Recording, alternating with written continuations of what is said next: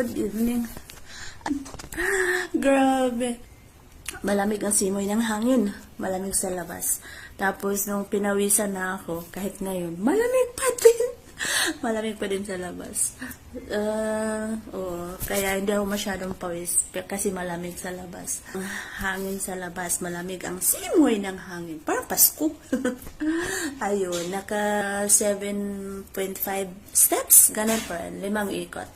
Kaya, yun. Feels great naman, okay naman. Kasi, pinapawisan, kaya yun, okay lang. Sa inyo, malamig din? Malamig din ang simoy ng hangin ngayong mga oras na to. Gabi, tulog na kayo. Aga naman,